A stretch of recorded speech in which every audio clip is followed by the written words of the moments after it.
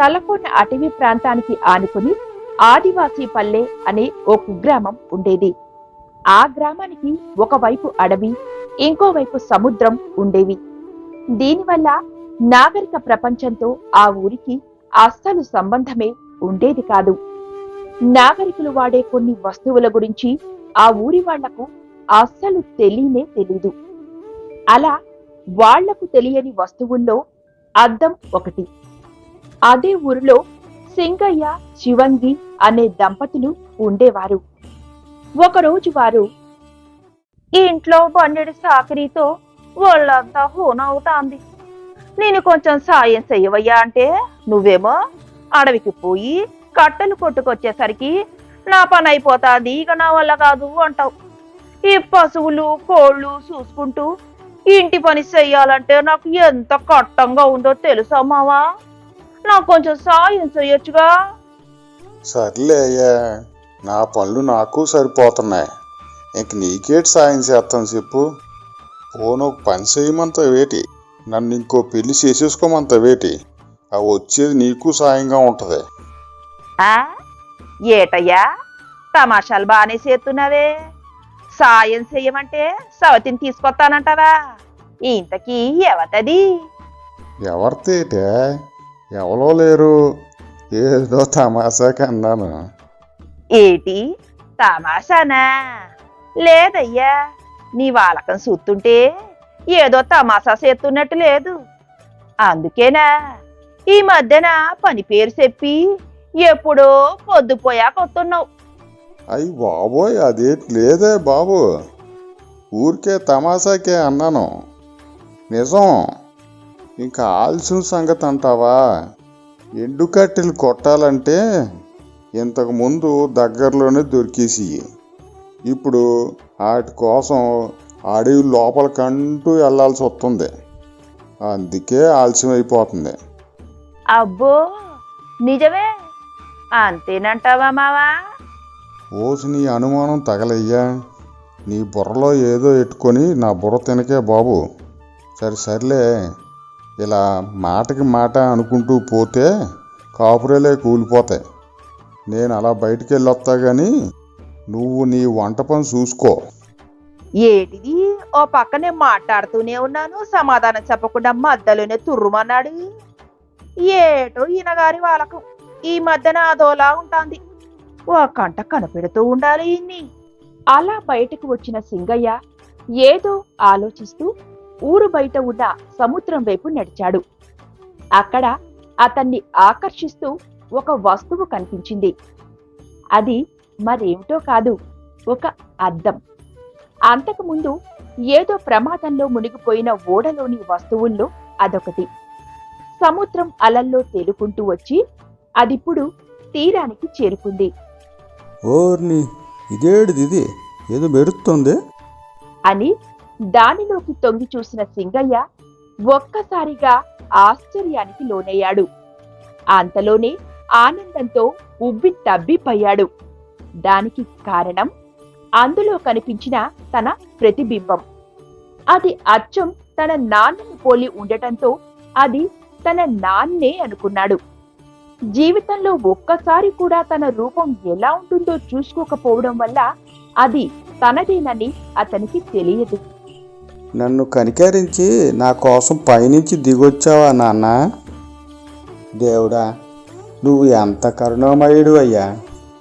చిన్నతనంలోనే నా నుంచి దూరం చేసిన మా నాన్నని ఈ భరణిలో భద్రంగా చేసి మళ్ళీ నా దగ్గరికే పంపించేసావా? దండాలు స్వామి, దండాలు.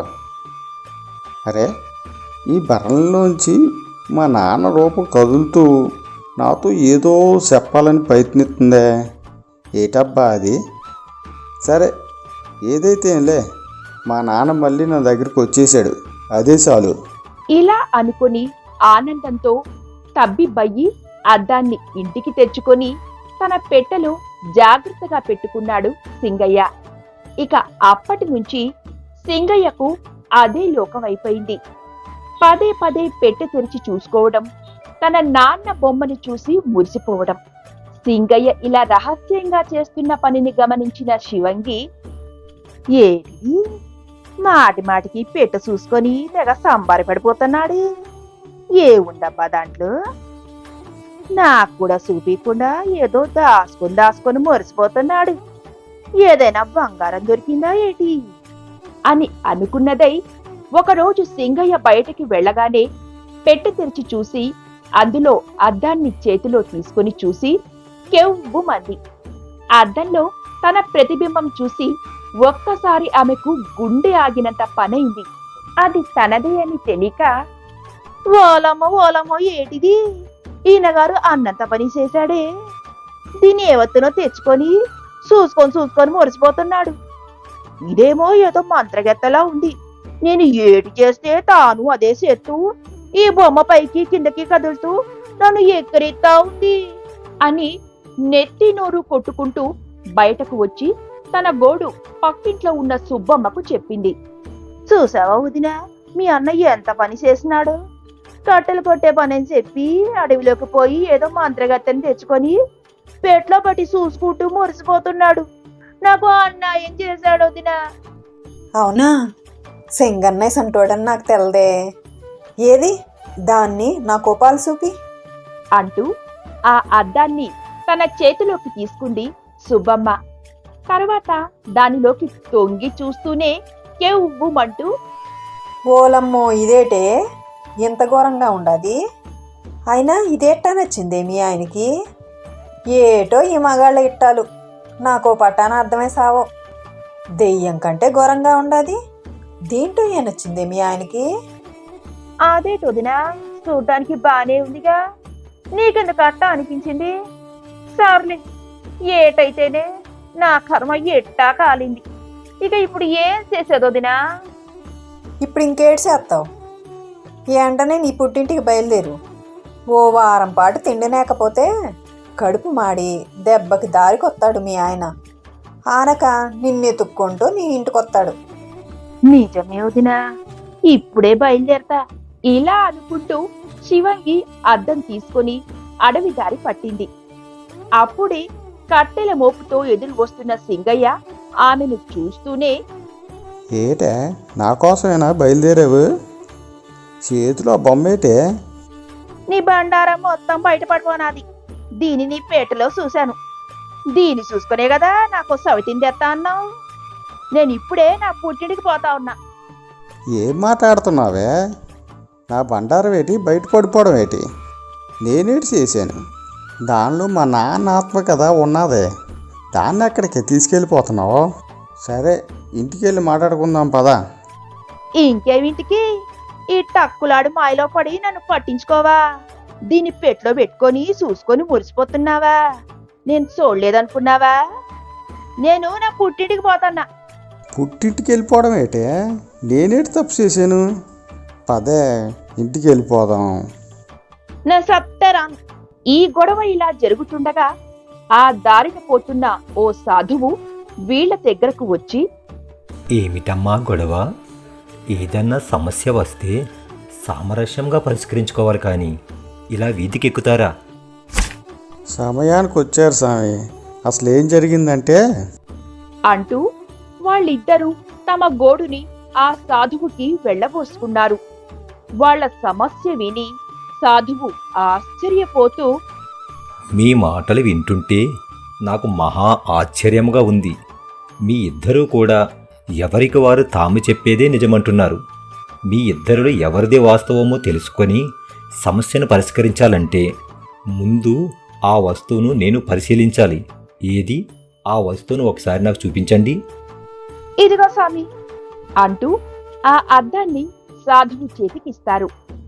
ఆ వస్తువుని చేతుల్లోకి తీసుకున్న సాధువు అందులోకి చూస్తూ ఒక్కసారిగా ఆశ్చర్యపోయాడు. అంతలోనే అతని కళ్ళు ఆనందంతో మెరిశాయి. గురుదేవా, ఎన్నాళ్లకు దర్శనమిచ్చారు స్వామి.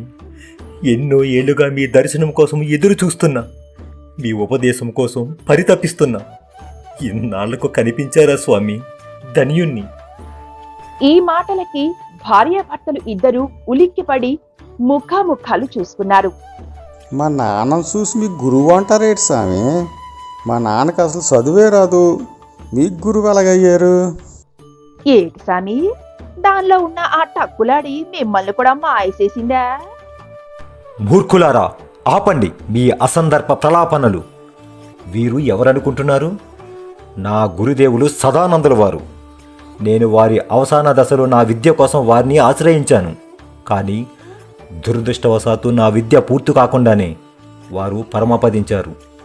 ఆఖరి శ్వాసకు ముందు మా గురువుగారు నాకు ఉపదేశం ఇస్తూ, నాయనా, నీ విద్య పూర్తి కాలేదని చింతించకు. నేను పంచభూతాల్లో కలిసిపోయినా మళ్ళీ ఏదో రూపంలో నీ వద్దకు చేరి నిన్ను కాపాడుతుంటాను అని సెలవిచ్చి కన్ను మూశారు. కనుకనే నాకిచ్చిన మాటకు కట్టుబడి మళ్ళీ వారు ఈ రూపంలో నా వద్దకు చేరుకున్నారు. కాబట్టి ఇది నాకు సంబంధించిన వస్తువు. నా వస్తువు నాకు అప్పగించేసి ఇక మీ ఇద్దరు మీ ఇంటికి పొండి. కానీ స్వామి, మా నాన్న. ఇక అట్టే విసిగించారంటే నా తపశ్శక్తితో మిమ్మల్ని శపించగలను. జాగ్రత్త, పొండి. సర్లే పోనీ అయ్యా, పీడ విరగడైంది.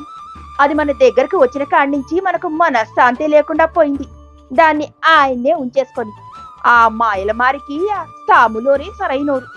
ఇప్పుడు నా మనసు ప్రశాంతంగా ఉంది. ఇక నాకు దిగులే లేదు. ఇంతకు ముందులా మన కట్ట మనం చేసుకొని హాయిగా ఉందాం మావా. పద, ఇంటికి పోదాం నువ్వు చెప్పేది నిజమేనే. సర్లే పద. అని ఇంటి దారి పట్టారు ఆ అమాయక భార్యాభర్తలు. పూర్వం పర్వతగిరుల్లో ఉండే కౌశిక రాజ్యాన్ని మూషిక జాతికి చెందిన మూషికాసురుడనే రాజు పాలించేవాడు. ఒకనాడు అతను తన ఆస్థాన మంత్రి మరియు రాజగురువుతో సమావేశమయ్యి, గురువర్యా, మన రాజకుమారికి యుక్త వయసు వచ్చింది. ఆమెకు వివాహం జరిపించాలని మహారాణి నేను అనుకుంటున్నాం. అందుకు తగిన వరుడు ఎవరైతే బాగుంటుందో మీరే సూచించండి స్వామి. దీనికి ఇంత ఆలోచన ఎందుకు మహారాజా? మన రాజకుమారి గుణగణాలు, అందచందాలు చూసి అనేక మంది రాజులు ఆమెను పెళ్లాడేందుకు ముందుకు వస్తున్నారు. వాళ్ళందరినీ స్వయంవరానికి పిలిచి మన రాజకుమారికి నచ్చిన వాడిని ఇచ్చి పెళ్లి చేస్తే సరి. లేదు మహామంత్రి, ఎవరో ఒక వీరుడికో లేదా ఓ సాధారణ రాజుకో ఇచ్చి నా కుమార్తె వివాహం చేయాలనుకోవడం లేదు. ఆ దేవీ కృపతో జన్మించిన నా ముద్దుల కూతురుని ఈ లోకంలోనే గొప్పవాడికిచ్చి పెళ్లి జరిపించాలనుకుంటున్నాను. అందుకే లోకంలోనే గొప్పవాడు ఎవరో తెలియజేయండి. నేను వారిని నా కుమార్తెను స్వీకరించమని వేడుకుంటాను. ఈ మాటలు వినగానే మంత్రి ఆశ్చర్యపడ్డాడు. రాజగురువు కొద్దిసేపు ఆలోచనలో పడి తర్వాత ఇలా అన్నాడు. మహారాజా, మీరు చెప్పింది విన్న తరువాత మీ అభిష్టానికి అనుకూలంగా ఆలోచించి చూస్తే ఈ లోకంలో గొప్పవాడిగా ఆ సూర్యభగవానుడు ఒక్కడే కనిపిస్తున్నాడు. ఈ లోకంలో ఉన్న సమస్త ప్రాణికోటికి వెలుగుని, ఆహారాన్ని, ఉత్తేజాన్ని, జీవశక్తిని ఇస్తూ ప్రకాశంగా వెలిగిపోయే ఆ సూర్యుడికి సమానుడిగా మరొకరు నాకు కనిపించడం లేదు. గొప్పగా సెలవిచ్చారు గురువర్యా. ఈ విశ్వానికి అంతటికీ వెలుగులు పంచే ఆ సూర్య భగవానుడే నా కుమార్తెకు తగిన వరుడు. ఇప్పుడే నా తపశ్శక్తితో ఆ సూర్య భగవానుని ప్రసన్నం చేసుకొని నా కోరిక తెలియజేస్తాను అని చెప్పి వెంటనే దగ్గరలో ఉన్న అడవులకేగి సూర్య భగవానుని గురించి తపస్సు చేయడం ప్రారంభించాడు. అచంచలమైన భక్తితో తన గురించి ప్రార్థిస్తున్న మూషికాసురుడి తపస్సుకు మెచ్చి త్వరలోనే సూర్య భగవానుడు ప్రత్యక్షమయ్యాడు. భక్త, నీ భక్తికి మెచ్చాను. నీ తపస్సుకి కారణం? స్వామి, నా ఏకైక కుమార్తె సులోచన. దేవి వరప్రసాదినిగా పుట్టిన నా కుమార్తెకు సాధారణ వ్యక్తులతో వివాహం చేయటం నాకు ఇష్టం లేదు. అందుకే లోకంలోనే గొప్పవాడు వరుడుగా రావాలని నా కోరిక. ప్రకాశవంతంగా వెలిగిపోయే మిమ్మల్ని మించిన వరుడు నాకు ఈ లోకంలో మరొకరు కనిపించలేదు. అందుకే నా కోరిక మన్నించి నా కుమార్తెను వధువుగా స్వీకరించి నన్ను చరితార్థుణ్ణి చెయ్యండి. లోకం మొత్తానికి నన్నే గొప్పవాడిగా ఎందుకు అనుకుంటున్నావు మూషికాసురా? నాకన్నా గొప్పవాళ్ళు ఎంతమంది లేరు? అదేమిటి స్వామి అలా అంటారు? మా కంటికి కనిపించే ఏకైక ప్రత్యక్ష దైవం మీరే. ఎంతో పుణ్యం చేసుకుంటే తప్ప క్షణకాలం దేవుడు కానరాడు అంటారు, కానీ మా పాప పుణ్యాలతో సంబంధం లేకుండా మా కంటికి నిత్యం కనిపించే ఏకైక ప్రత్యక్ష దైవం మీరే. ఈ విశ్వానికి అంతటికీ వెలుగులు పంచుతూ ప్రతి ప్రాణి మీద సమానమైన ప్రేమను కురిపిస్తూ మీ కరముల వంటి కిరణములతో మమ్మల్ని హత్తుకుని ఆశీర్వదిస్తూ ముందుకు నడిపించే దైవం మీరే. ఇంత గొప్ప ప్రకాశంతో వెలిగిపోయే మిమ్మల్ని మించిన వారు ఈ లోకంలో ఎవరుంటారు చెప్పండి? ప్రకాశవంతంగా వెలగడం అనేది కేవలం నా లక్షణం. దానినే గొప్పతనంగా భావిస్తే ఎలా మూషికాసురా? ఇక గొప్పతనం అంటావా? నా శక్తిని అడ్డుకునేవాడు లేనప్పుడే నేను గొప్పవాడిని అవుతాను. కానీ నా శక్తిని అడ్డుకునేవాడు ఉన్నప్పుడు అతను నాకంటే శక్తివంతుడిగా గుర్తించాలి కదా. ఆ విధంగా చూస్తే ప్రకాశవంతంగా వెలుగుతున్న నన్ను అడ్డుకోగలవాడు మేఘనాథుడు. ఓ మేఘం నన్ను కమ్మేసిందంటే లోకం మొత్తం చీకటిగా మారిపోవాల్సిందే. అది తొలగేంత వరకు నా వెలుగు ఏ ఒక్కరికి చేరదు. నన్ను అడ్డుకోగల శక్తి ఉన్న మేఘుడే నాకన్నా శక్తివంతుడు. కనుక నాకన్నా నీకు అల్లుడయ్యే అర్హత ఆ మేఘనాథుడికి మాత్రమే ఉందని నా అభిప్రాయం. అతడిని అల్లుడిగా స్వీకరించు అని చెప్పి అంతర్ధానమైపోయాడు సూర్య భగవానుడు. సూర్యుడు చెప్పిన దాంట్లో వాస్తవాన్ని అర్థం చేసుకొని ఈసారి మేఘనాథుని గురించి తపస్సు చేయడం ప్రారంభించాడు మూషికాసురుడు. తదేక దీక్షతో ప్రార్థించిన అతనికి మేఘనాథుడు సులభంగానే దర్శనమిచ్చాడు. మూషికాసురా, ఏమి నీ కోరిక? స్వామి, లోకంలోనే గొప్పవానికి నా కుమార్తెని ఇచ్చి వివాహం జరిపించాలని, అందుకు ఆ సూర్య భగవానుడే తగినవాడని ప్రార్థిస్తే వారు తమకన్నా మీరు గొప్పవారని మిమ్మల్ని వేడుకోమన్నారు. అదేమిటి మూషికాసురా, ఆశ్చర్యంగా ఉంది. ఆయన కంటే నేను ఏ విధంగా గొప్పవాడిని? ఏదో కొద్దిసేపు ఆయనకు అడ్డుగా నిలబడినంత మాత్రాన తనకంటే గొప్పవాడిని ఎలా అయిపోతాను? ఆయన చెప్పారు సరే, మీరెలా నమ్మారు? ఆయనకున్న ఇతర ప్రత్యేకతలు నాకేం ఉన్నాయి? అలా అనకండి మేఘనాథ, మీరు మాత్రం ఏం తక్కువ? ఈ లోకానికి దంతటి ఉపకారం చేస్తున్నారు మీరు. మీరు కురిపించిన నీటితోనే కదా మేమంతా ప్రాణాలతో ఉన్నాం. మీరే భీష్మించి కూర్చుని ఉంటే, వర్షంగా కురవకపోతే మాకు పంటలు ఎక్కడివి చెప్పండి? పశుగ్రాసం గాని పచ్చని పంటలు గాని లేకపోతే కరువు కాటకాలతో సమస్త ప్రాణికోటి అంతరించిపోదా? అసలు ఆహారం గురించి దేవుడెరుగు. గుక్కెడు నీళ్లు లేకపోతే మాకు ఒక్క రోజు కూడా గడవదే. సముద్రాల్లో ఎంతటి జలమున్నా ఉప్పు నీటితో ఉన్న అవి మా పంటలకు గాని ప్రాణాలకు గాని ఉపయోగపడవే. మా కోసం స్వచ్ఛమైన నీటిని ఇస్తున్న మీకన్నా శక్తివంతులు ఎవరున్నారు చెప్పండి?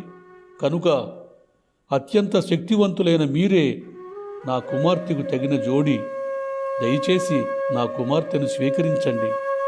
ఇక్కడ శక్తివంతుడు అనే ప్రసక్తి వచ్చింది కాబట్టి ఒక విషయం ప్రస్తావిస్తాను మూషిక. సూర్యభగవానుడు తన వెలుగుని అడ్డుకుంటున్నానని నన్ను గొప్పవాడిగా కీర్తించారు. అలానే నన్ను మించినవాడు మరొకడుండగా నన్ను నేను గొప్పవాడిగా కీర్తించుకోవడం తగదు. అందుచేత నాకంటే గొప్పవాడిని నీకు పరిచయం చేస్తాను. అతన్ని అల్లుడిగా స్వీకరించు. అదేమిటి మేఘనాథ, మీకంటే గొప్పవాడా? ఎవరు? అతనే వాయుదేవుడు. నువ్వు ఇంత గొప్పగా కీర్తించిన నన్ను కూడా ఒక్క పిల్ల తెమ్మెరతో కొన్ని యోజనాల దూరం నెట్టేయగల మహాబల సంపన్నుడు. వాయుదేవుని ప్రార్థించు, నీ కోరిక తీరుతుంది అని మేఘనాథుడు అంతర్ధానం అయిపోయాడు. ఈ సలహాతో మూషికాసురుడు ఆలోచనలో పడి ఈసారి వాయుదేవుడిని ప్రార్థించాడు. చెప్పు మూషిక, ఏమి నీ కోరిక? స్వామి, సర్వాంతర్యామి అయిన మీకు తెలియనిది ఏముంది? నా కుమార్తె వివాహం కోసం ప్రయత్నిస్తూ లోకంలో అత్యంత శక్తి సంపన్నుడైన వ్యక్తిని వెదుకుతూ మొదట సూర్యభగవానుడిని తదుపరి మేఘనాథునితో నా కోరిక వెళ్ళబుచ్చాను. వాళ్ళిద్దరూ తమకంటే మీరే శక్తిమంతులని, అందుకు మీరే తగినవారని సూచిస్తూ మిమ్మల్ని వేడుకోమన్నారు. కనుక దయచేసి నా కోరిక తీర్చండి స్వామి. చూడు మూషిక, అన్నపానీయాలు ఇచ్చే వాళ్ళిద్దరికంటే నేను ఏ విధంగా గొప్పవాడిని? ఆ మహానుభావులిద్దరూ తమను తక్కువ చేసుకుంటూ నా పేరు ఉదహరించారంతే. అలా అనకండి స్వామి.